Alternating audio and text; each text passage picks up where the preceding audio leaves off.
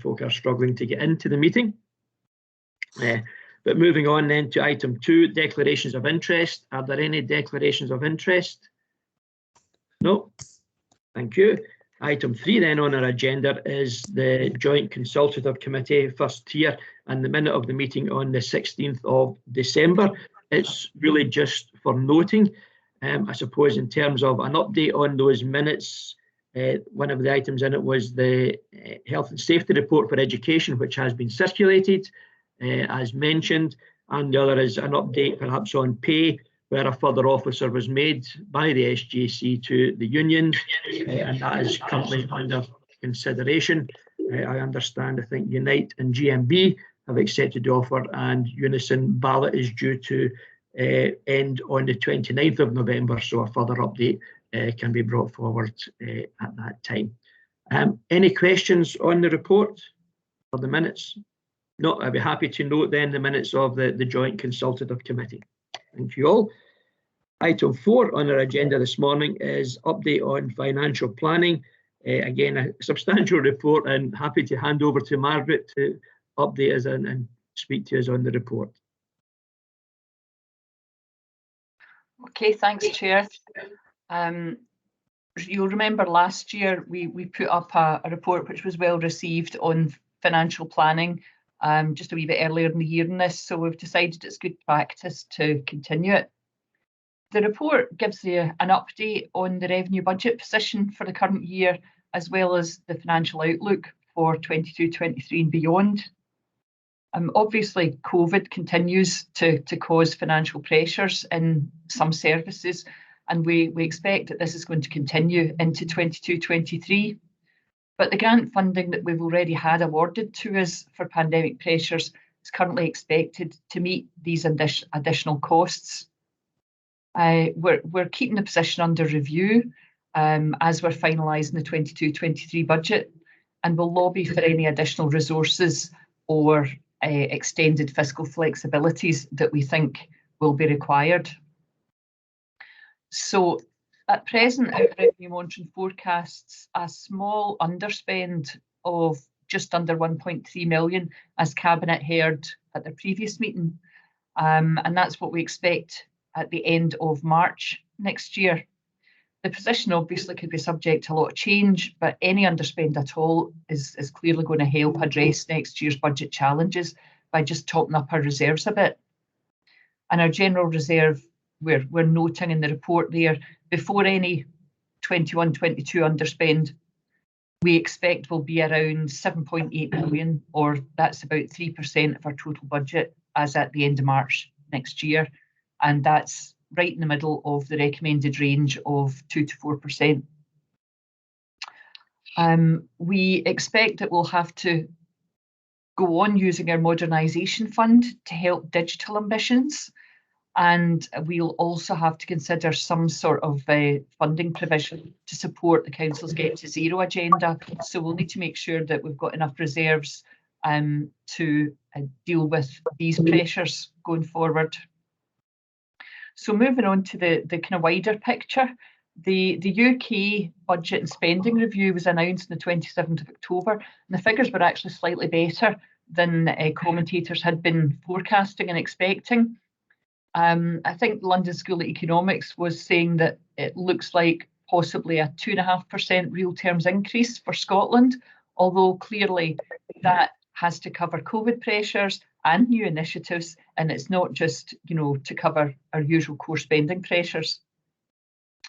The next step is the Scottish Government interpreting those figures and producing their own budget, and their high-level budget will be announced on the 9th of December, and that should give a broad indication of the general level of grant support that councils might expect. Once they've determined how much money goes to each sector, we then get the detailed council allocations, which won't be confirmed until we think around the 20th of December, and only at that point will we know what the council's financial settlement position is for 22-23. When we get that information, it will obviously require a bit of interpretation, because as usual, we would expect that the monies come with lots of strings and conditions attached. So any increase that we do get won't necessarily be an across-the-board increase. We expect a lot of the money will be targeted. Looking at future years, we don't expect announcements on Scottish Government budgets for 23-4 and 24-5 until after a new Scottish spending review next spring. As such, it's recommended that the Council sets only a single year budget for 22-23 because we won't have enough long-term information until the spring for the later years. But we will continue our usual 3-year outcome delivery plan, planning and longer-term financial planning scenarios. So we will still be looking ahead to the medium and longer term.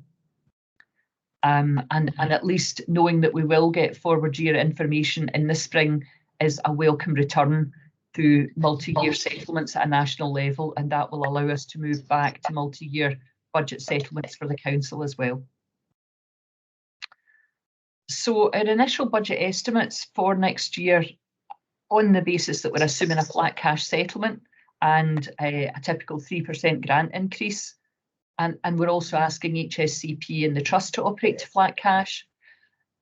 These assumptions suggest a funding gap of around 7.4 million for Council services, and that was on the basis of all our initial figures. We're continuing to refine this figure as more information becomes available, right across the board on pay awards, inflation, loan charges, new national insurance levy, and various other spending pressures. So the figure will continue to move until we get our final grant settlement. And as in previous years, we'll have to consider a range of options to close the budget gap. And these clearly include council tax increases, use of reserves, departmental savings options, and directors have actually been asked to provide savings options for the majority of the shortfall. Looking beyond 2022-23, we think that financial settlements will become tighter than in 22-23, so we think we'll return to real terms reductions for the grant settlements.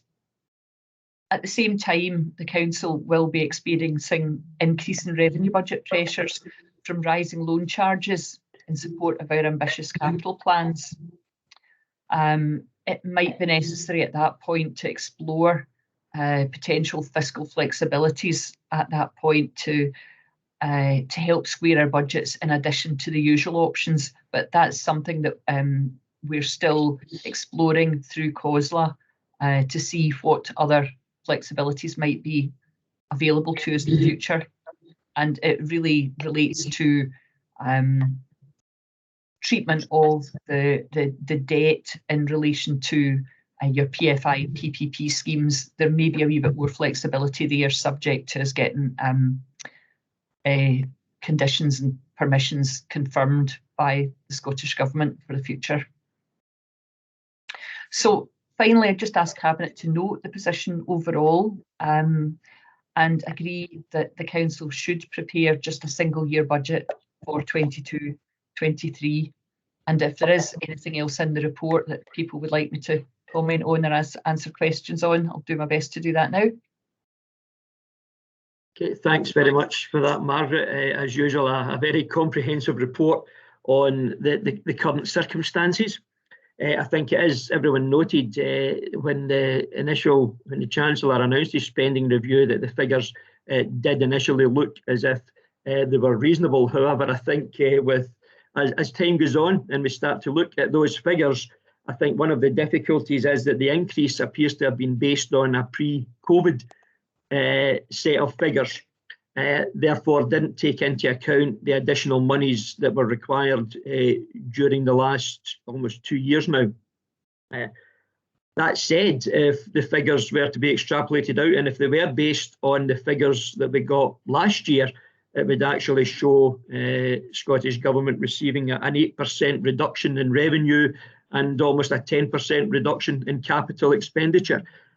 So there are issues clearly still to be ironed out in that, which will no doubt have an impact, a knock-on effect on local government funding, which we are clearly all hoping will be significantly improved.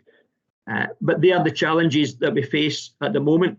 So thank you for your report, and happy to open it up to colleagues for any questions. Councillor Bamford. Thanks, Chair. Margaret, sorry, I've had a cold. I sound like Lee Marvin. We're all old enough to know who Lee Marvin is. Or maybe not all of us. Mark's looking a bit puzzled there. Can I ask you about the fiscal flexibilities? Are we not taking that offer up just now? And what are the risks? Are you quite confident? You mentioned it will probably be it's more around about 2023, 24 that we'll need it in terms of our capital spending. Do you think that fiscal flexibility option will still be there, given that this came in really, didn't it, because of COVID and all the financial uncertainty around? Do you think that it will still be an option then? And if it isn't, do we have a plan B? That is a really good question, and you're right. At the moment, the COVID-related fiscal flexibilities were only granted for a 2-year period, and they're due to run out next March. So yes, you're exactly right about that. The council hasn't had to use those COVID-related fiscal flexibilities yet. There were 3 main options. You could take a loan charge payment holiday, you could annex your capital receipts, or you could look at recalculating the debt on PFI and PPP schemes. Now, we got some guidance on this technical accounting rules for using your capital receipts and for taking a loan charge holiday. But as the leader will know from painful experience, the technical accounting debate has raged on about the PFI PPP debt flexibility one, and in fact it opened up a can of worms about how the councils do their capital accounting in total. And the fact that we've now got, Kate Forbes as an accountant means that it's a whole new level of detailed technical discussion. So that one is still out there and it's not put to bed yet. We've reserved our position on the capital receipts one, and we are lobbying via COSLA that fiscal flexibility, which is technically relatively simple, should be allowed to be rolled forward if we need it, at least into 22-23. At the moment, we have enough grant, which we got late in 2021. We've got enough grant to cover what our current assessment of the COVID needs are, but looking forward into the future, we would just like a wee bit more comfort that we've got flexibility. So plan A, if you like, is we're already asking with COSLA if the capital receipts £2 million that we set aside could be rolled forward for another year. So if necessary, that will help us with COVID. If not, we would put that back into our capital reserve.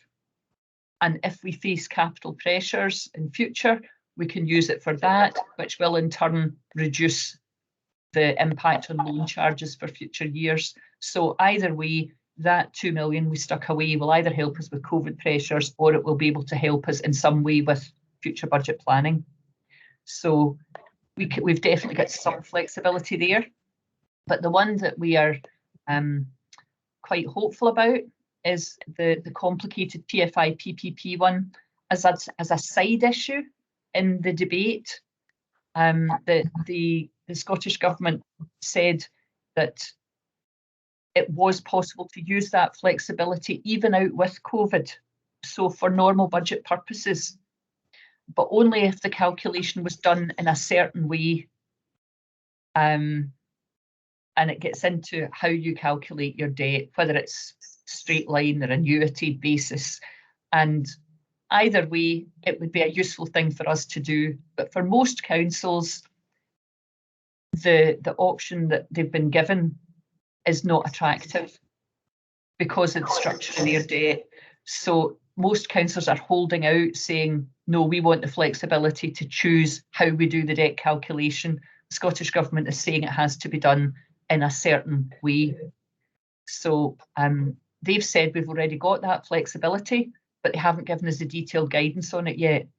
And the reason for that is because most other councils still aren't happy that the guidance is made up on that slightly narrower basis. They want a wider basis. However, we fully expect that there will be some flexibility that's useful to us. So I'm sorry, that was quite a big, long, complicated explanation. It's a hugely complicated area at the moment. No, absolutely. It sounds though that no matter which option, because of your prudence, that we should be fine either way because you've already taken all this into account. As far as nobody can predict the future, but it sounds like you're already complying with all these technical accounting methods. I wouldn't say we'll be fine. We're still going to be facing a lot of challenges.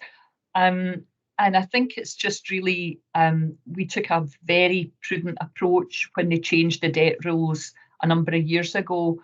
And we probably just were very, very prudent at that point. And it's just turned out, luckily for us, that has now allowed us to go forward. But of course, if they wanted to change the rules again, perhaps it would give us even more flexibility. But given that we've stuck to a certain technical line, I think I would stick to that. It would look very odd if we were to jump around and try and change things and chase the maximum.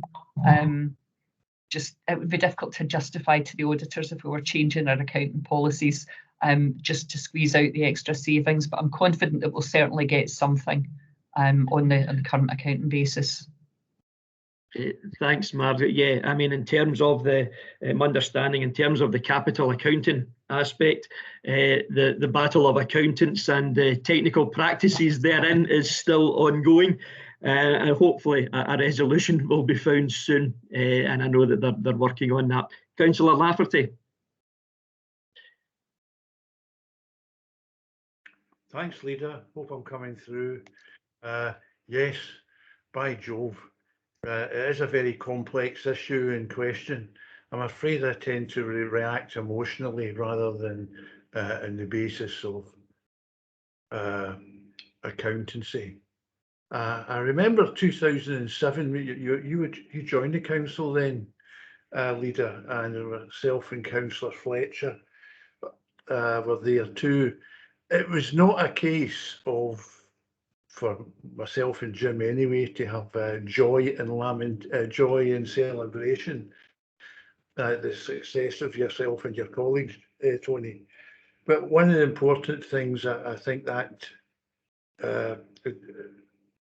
administration in Edinburgh did deliver to us was the ability not to have all our funds tied up with specified aims and objectives from Edinburgh. We were just to be and that had been the system that the Scottish executive, the then Scottish executive, seemed to pursue. I just think politically we have to be seen as protecting our local authority, that spending gets its best bang from local flexibility, because if we don't claim that ground, I fear the opposition will, and no, we don't want that to happen. Thank you, Tony. I'm still on mute. Thanks very much, Councillor Lafferty. No, agreed. I think there has been significant changes, and we hope that we will continue in that vein. You will be aware that COSLA have recently, only in the past week, started their campaign for a fair settlement for local government, because as we all believe, the services that we provide are vital for our communities, and we hope to be able to continue to do that in the best possible way that we can in the not too distant future. So hopefully those messages will get to the right ears and ensuring we get as reasonable a settlement as we can get. Moving on then, colleagues, if any other points on the report? No, on that basis, are we happy to note the financial position for 2021-22? Note that the existing COVID grants and fiscal flexibilities currently appear to be sufficient to cover the 21-22 forecast COVID pressures. Note the challenging financial position for 2022-23, and that the position will be clarified, obviously, as more information becomes available, and agree that the Council should prepare a detailed budget for the single year 2022-2023 in the coming months. I'll be happy to note all of those positions and agree the recommendations. Thank you very much, colleagues, much appreciated. That concludes our business this morning. I know we have some further meetings later this morning, but thank you all for your attendance. Thank you to our officers for the preparation of the reports, and I shall speak to you all shortly. Thank you, everyone. Bye. Thank you. Thank you.